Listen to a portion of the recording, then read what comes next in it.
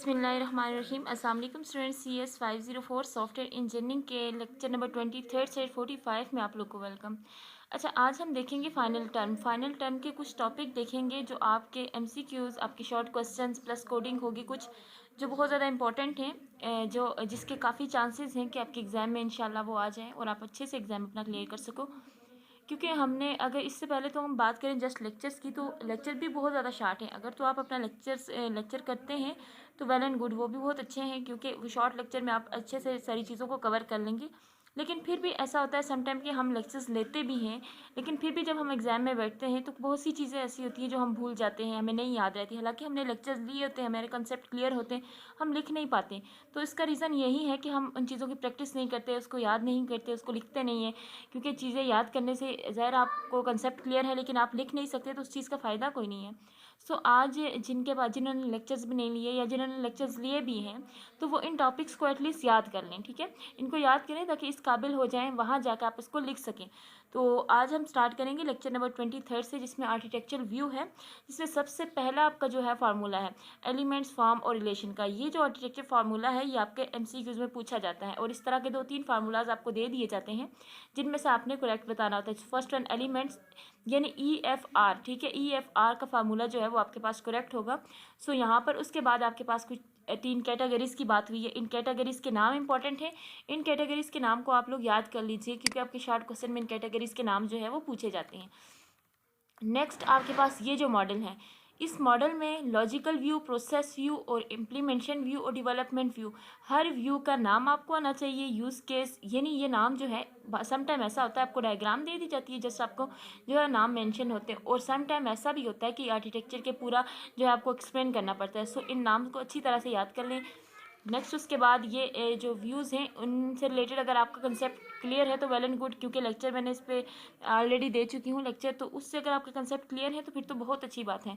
क्योंकि ऐसा भी होता है कि फंक्शन व्यू को जस्ट पूछ लिया जाता है या फिर फिजिकल व्यू के बारे में जस्ट पूछ लिया जाता है, वो क्या चीज़ है फिर आपको एक्सप्लेन भी करना पड़ता है। ठीक है, 3 मार्क्स के क्वेश्चन में ये इंपॉर्टेंट है।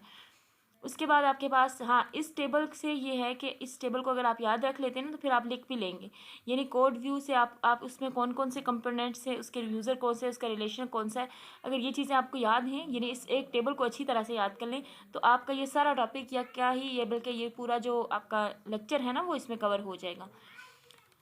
उसके बाद आपके पास नेक्स्ट जो इम्पोर्टेंट टॉपिक है वो है लेक्चर नंबर 24 से स्टार्ट हो रहा है। ये आपके पास है मॉडल की कुछ कैरेक्टरिस्टिक्स हैं, यानी उसकी एडवांटेजेस और डिसएडवांटेजेस, जैसे इसको याद रख लें। और क्लाइंट सर्वर मॉडल क्या होता है, ठीक है, ये क्वेश्चन इंपॉर्टेंट क्वेश्चन है।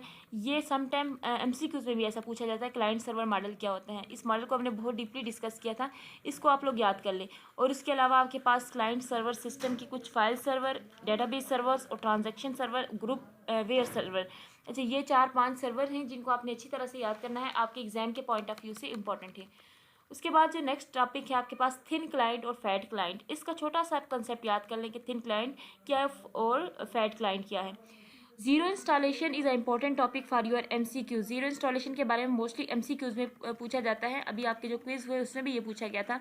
और 3 टियर आर्किटेक्चर क्या है, N टियर आर्किटेक्चर क्या है, ये आर्किटेक्चर बहुत ज़्यादा इंपॉर्टेंट है, इस पे आप लोगों ने फोकस करना है क्योंकि आर्किटेक्चर्स के लिहाज से हर आपके पेपर में आर्किटेक्चर का एक क्वेश्चन ज़रूर आता है। ठीक है, चाहे वो CS 50 मॉर्निंग में देते हैं या वो इवनिंग में पेपर देते हैं। ठीक है, उससे ये जो स्ट्रक्चर्स हैं ना, ये आर्किटेक्चर हैं, ये बहुत ज़्यादा इंपॉर्टेंट है, ये आपके हर पेपर में यानी हर स्टूडेंट को ये आर्किटेक्चर का क्वेश्चन अटैम्प्ट करना पड़ता है। अच्छा, इसको करने के बाद फिर आपके पास है पार्शियल वाला क्वेश्चन, ये है इतना इंपॉर्टेंट नहीं है लेकिन फिर भी इसको देख लीजिएगा। नेक्स्ट आपके पास है डिज़ाइन पैटर्न। डिज़ाइन पैटर्न में आपके पास जो मोस्ट इंपॉर्टेंट पैटर्न है, पैटर्न तो सारे इंपॉर्टेंट हैं लेकिन ज़्यादा जो फोकस है, सम टाइम ऐसा भी होता है जी ऑफ डिज़ाइन पैटर्न फॉर्मेट आपसे पूछा जाता है और लॉन्ग क्वेश्चन में ये पूछा जाता है। फिर उसमें आपको नेम, प्रॉब्लम, कॉन्टेक्स्ट, फोर्सेज और सोल्यूशन बताना पड़ता है। और सम टाइम ऐसा होता है कि जस्ट क्लासिफिकेशन इसकी पूछ ली जाती है। ठीक है, तो क्लासिफिकेशन को आपने एक्सप्लेन करना होता है। लेक्चर नंबर 27 में आपके पास ऑब्जर्वर पैटर्न आ रहा है। ऑब्जर्वर पैटर्न क्या है, जैसे इसकी डेफिनेशन आपको आनी चाहिए, व्हाट इज़ ऑब्जर्वर पैटर्न, ठीक है। इससे रिलेटेड क्वेश्चन किया जा सकता है। और जो मोस्ट इम्पॉर्टेंट है वो है सिंगलटन पैटर्न। सिंगलटन पैटर्न आप पास्ट पेपर अगर चेक करें तो हर क्वेश्चन में या तो वो शॉर्ट क्वेश्चन में या वो लॉन्ग क्वेश्चन में ऐड होता है सिंगलटन पैटर्न का, ठीक है। तो ये पैटर्न जो है यहाँ से भी एक क्वेश्चन आपका लाजमी उठाया जाता है पैटर्न के और एक आर्किटेक्चर के, ठीक है। यानी ये दो इंपॉर्टेंट और मस्ट जो आने वाले क्वेश्चन है उनमें से हैं। फिर मेंटेनेबल कोड का पता होना चाहिए, जस्ट इतना पता होना चाहिए कि मेंटेनेबल फंक्शन साइज वगैरह, ये आपके एमसीक्यूज में कुछ चीज़ें यहाँ से होती है, लेकिन मोस्टली स्टूडेंट एमसीक्यूज के लिए फाइल्स कर लेते हैं जिससे ये चीज़ें कवर हो जाती हैं आप लोग की। फिर उसमें आपको पूरा लेक्चर ही देखने की ज़रूरत नहीं होती है, पूरा टॉपिक डीपली देखने की ज़रूरत नहीं होती। अच्छा, general naming convention for Java and C++, ये जो टॉपिक है ना ये बहुत ज़्यादा इंपॉर्टेंट है, ये लॉन्ग क्वेश्चन के लिए इंपॉर्टेंट है, इसको अच्छी तरह से याद कर लें, ठीक है। इसमें आपके पास यहाँ पर आ रहा है specific naming conventions for Java and C++, ये वाला टॉपिक जो है ये फुल याद कर लें। इसमें एक एक लाइन की कोडिंग आ रही है, इसको भी अच्छी तरह से कर लेना। अच्छा, नेक्स्ट आपके पास जो टॉपिक है लेक्चर नंबर 29 में फाइल हैंडलिंग टिप्स। अच्छा, ये मोस्ट इम्पॉर्टेंट टॉपिक है, फाइल हैंडल करने की टिप्स जावा एंड C++ में। सम टाइम ये 3 मार्क्स वाले क्वेश्चन में आ जाता है और सम टाइम ये लॉन्ग क्वेश्चन में आता है कि फ़ाइल को हैंडल कैसे करना है, उसके टिप्स बताएं। तो ये सारी टिप्स आपने बहुत अच्छी तरह से करनी है, अपने पास लिख ले, रफ रजिस्टर पे इसकी प्रैक्टिस करें ताकि आप लोग इसको एज इट इज़ लिख सकें। फिर उसके बाद include statement for Java and C++, इसको ये इतना इंपॉर्टेंट नहीं है। क्लासेस एंड इंटरफेस, क्लासेस और इंटरफेस एक इंपॉर्टेंट कंसेप्ट है दोनों का, इसको आप शॉर्ट क्वेश्चन के लिए और एमसीक्यूज के लिए बहुत ज़्यादा इंपॉर्टेंट है। और स्टेटमेंट आपकी जावा एंड C++ में कौन सी इस्तेमाल हो रही हैं, जस्ट इनके आप नाम याद रख लें क्योंकि ये लॉन्ग क्वेश्चन में नहीं आएगा, शॉर्ट क्वेश्चन के लिए आपके जो इंपॉर्टेंट हो सकते हैं, ठीक है। उसके बाद आपका नेक्स्ट टॉपिक है वो है मेस्कुलेनियस का जो है वो जस्ट डेफिनेशन, क्योंकि ये एमसीक्यूज में इसके आ जाते हैं और एमसीक्यूज के लिए मैंने पहले बताया कि स्टूडेंट फाइल्स कर लेते हैं जिससे फिर उन्हें टॉपिक्स पढ़ने की ज़रूरत नहीं होती। अच्छा, व्हाट इज़ कमेंट, C और C++ में कमेंट कैसा है, कमेंट से रिलेटेड भी क्वेश्चन आ सकते हैं। नेक्स्ट आपके पास है जो इम्पोर्टेंट क्वेश्चन है वो है आपके पास shortcut in cryptic code. Cryptic code से रिलेटेड जो है वो एमसीक्यूज में इंपॉर्टेंट है, ठीक है। क्रिप्टिक कोड क्या है ये आपने याद रखना है, बस इतनी चीज़ें यहाँ से याद रखनी है। यहाँ पर ये लेक्चर आपका ख़त्म होता है, लेक्चर नंबर 31 में स्विच स्टेटमेंट हमने देखा था, तो उससे रिलेटेड स्विच स्टेटमेंट क्या है और उससे रिलेटेड थोड़ी सी एग्जांपल, सम टाइम यहाँ से प्रोग्राम भी आ जाता है यानी कोडिंग भी आ जाती है। तो कोडिंग भी आपको पता होना चाहिए कि एक केस लगना है, सेकंड केस लगना है और कहाँ ब्रेक, वो आपको अपनी स्टेटमेंट के लिहाज से करना होगा, ठीक है। मैजिक नंबर कौन से होते हैं, ये मोस्ट इंपॉर्टेंट टॉपिक है आपके शॉर्ट क्वेश्चन के लिए। Magic number, use of zero का यूज़ कैसे करते हैं, क्यों करते हैं, ठीक है। फिर उसके बाद लेक्चर नंबर 32 है clarity through modularity. Clarity through modularity में आपके पास जो टॉपिक इंपॉर्टेंट है वो आपके पास है ये कोडिंग जो है, इसको स्किप कर दे, ये बहुत लेंथी एग्जांपल है, यहाँ से नहीं आएगी। ये जो शॉर्टकट सर्किटिंग है ना, ये आपके एमसीक्यूज के लिहाज से बहुत ज़्यादा इंपॉर्टेंट है। इसका कंसेप्ट अगर आपको क्लियर होता है तो सम टाइम ऐसा भी होता है कि फाइल से एमसीक्यूज तो नहीं आते ना सारे, आपके हैंड आउट से ज़्यादा आते हैं, तो उसके लिए फिर आप यहाँ से जो है इसका कंसेप्ट एक बार क्लियर कर लें, तो उससे ये होगा कि आप लोग आसानी से अपना काम जो है वो कोई भी आता है तो आपको स्टेटमेंट ही कोई याद आती है तो उसको आप सॉल्व कर सकते हो। अच्छा, कॉमन मिस्टेक्स जो हैं, मिस्टेक्स भी जो है वो इम्पोर्टेंट हैं, लेकिन ये है कि ये आपकी मतलब शॉर्ट क्वेश्चन में, लॉन्ग क्वेश्चन में नहीं आएंगी, आपकी कोई भी 1-2 मिस्टेक आपको पता होनी चाहिए कि आपको। और गाइडलाइंस जो हैं वो बहुत ज़्यादा इंपॉर्टेंट हैं। अच्छा, आपको अगर याद हो तो ये जो लेक्चर जब हम कर रहे थे तो हमने मिस्टेक को नहीं देखा था, क्योंकि गाइडलाइंस वही है जो आपकी मिस्टेक्स ही हैं कि इन चीज़ों से बचना चाहिए, वो आपको गाइड करेंगे इन चीज़ों, मीन्स कि वो आपकी मिस्टेक ही सारी होती है, ठीक है।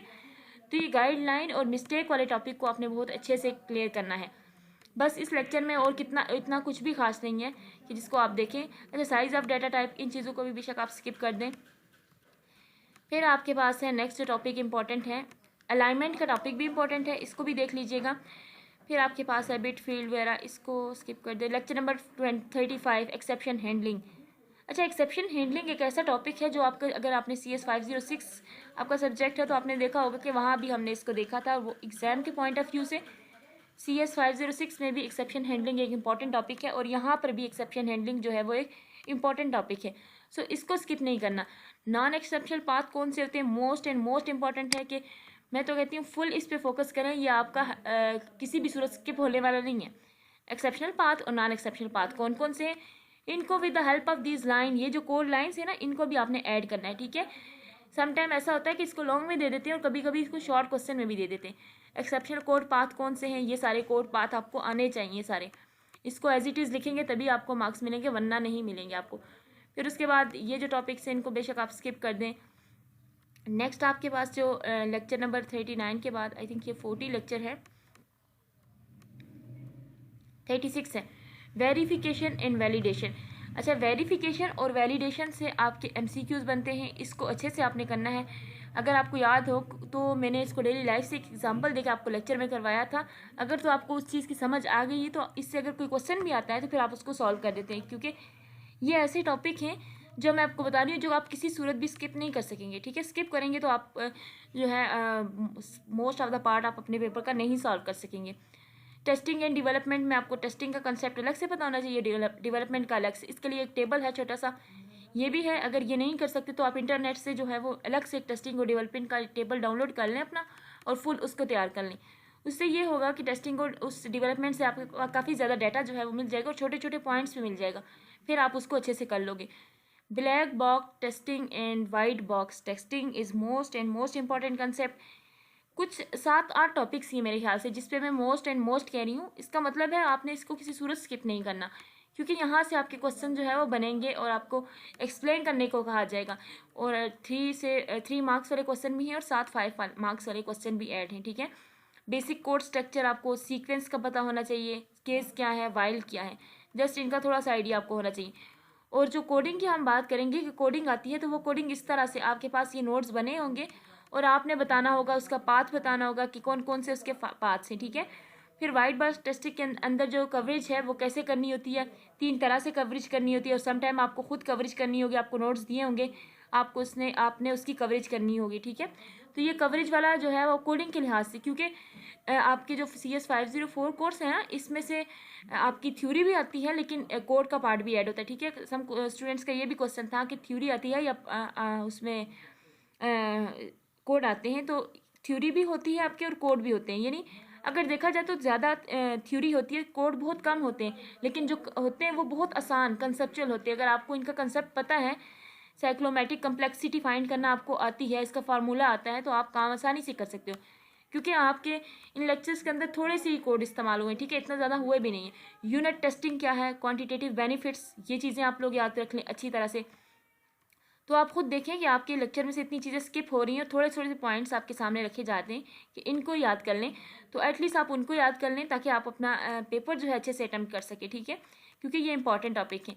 फिर नेक्स्ट आपके पास है ये जो टॉपिक है ना, checklist for static analysing. Sometime ऐसा भी होता है कि define checklist for static analysing, तो आपने ये पूरा टेबल बनाना होता है, यानी आपको ये पूरा टेबल डिफाइन करना होगा। सो इसलिए इसको आपने स्किप नहीं करना, इस पूरे टेबल को आप एज इट इज़ याद कर लें। ठीक है, फिर लेक्चर नंबर 42 में आपके पास डीबगिंग है और बग्स हैं। अच्छा, ये एक बहुत सिंपल और इम्पोर्टेंट कंसेप्ट भी है। बग्स क्या होते हैं जस्ट आपको इतना पता हो बस, बाकी ये इंपॉर्टेंट्स, ये प्रॉब्लम AT जो भी है इसको आप स्किप कर सकते हैं, इसको आप ना ही देखें। नेक्स्ट आपके पास जो इस लेक्चर में 43 में इम्पॉर्टेंट है वो सेम्पोटेम्स हैं। सेम्पोटेम्स कौन से होते हैं, ये आपसे हर चीज़ के पूछे जा सकते हैं। मेमोरी एंड रिसोर्स ली के सेम्पोटेम्स डिफाइन करें।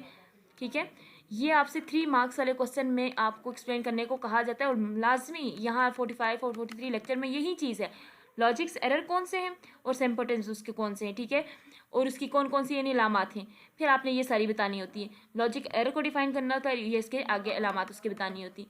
बस ये चीज़ें इस लेक्चर नंबर 45 तक के उसमें आपके पास यही है, सेम्पोटेम्स सारे। ठीक है, रिलेटेड एग्जाम्पल नहीं पूछी जाएगी, जैसे आपसे पूछे जाएंगे कि उनकी अलामात कौन कौन सी है। ठीक है, लूप्स एरर क्या है और उसके सिम्पटम्स कौन से हैं। ठीक है, ये टॉपिक इंपॉर्टेंट है और थोड़ा इंपॉर्टेंट नहीं, बहुत ज़्यादा इंपॉर्टेंट है। इस बार तो क्या, हर बार पेपर में आप पास चेक भी करें तो आपको ये क्वेश्चन मिलेगा। ठीक है, फिर लेक्चर नंबर 44 में होलिस्टिक अप्रोच है, इसकी जस्ट डेफिनेशन आप याद रख लें। ठीक है, इसका लॉन्ग में कोई काम नहीं है आपका।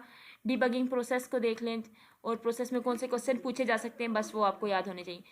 अब आपके पास है नॉन प्रोसीबल बग्स कौन कौन से हैं। इसको बग्स में 2-3 बातें जो हैं वो आप माइंड में रख लें। लेक्चर नंबर 45 जो है वो आपका एंड हो जाता है। तो यहाँ तक जो डाटा था ये आपके शॉर्ट क्वेश्चन, आपके लॉन्ग क्वेश्चन और आपके MCQs के लिए इंपॉर्टेंट था।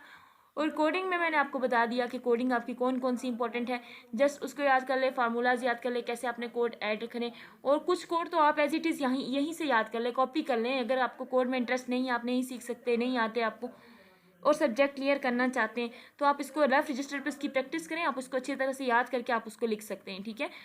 اور اس کے علاوہ فرسٹ لیکچر میں جو لیکچر نمبر 23 سے آگے 30 تک جو امپورٹنٹ تھے وہ میں نے آپ کو بتا دیے۔ آپ اگر اس پہ فوکس کریں گے تو مجھے امید ہے کہ آپ کو اچھے سے اپنے پیپر کو سالو کر لیں گے، اچھے سے اپنے پیپر جو ہے اٹیمپٹ کر سکیں گے۔ اس کے بعد بھی اگر آپ کو کسی چیز کی سمجھ نہیں آتی یا کوئی کنفیوژن ہے کہ کس طرح کے کوسچن آئیں گے یا کس طرح سے کوڈ آئے گا، کس طرح کی تھیوری آئے گی، تو آپ اس کے علاوہ بھی ڈسکس کر سکتے ہیں ایزیلی۔ اس لیکچر کے اینڈ پہ میں اپنے اسٹوڈنٹس کے لیے جو CS 504 کے اسٹوڈنٹس ہیں ان کے لیے واٹس ایپ گروپ لنک بھی ایڈ کر دوں گی ڈسکرپشن میں، آپ لوگ اس میں جوائن ہو کے اس گروپ کو جوائن کر کے وہاں ایزیلی ڈسکس کر سکتے ہیں۔ اور ہوپ سو کہ آپ کو اچھے سے سمجھ آ گئی ہوگی۔ اوکے، اللہ حافظ۔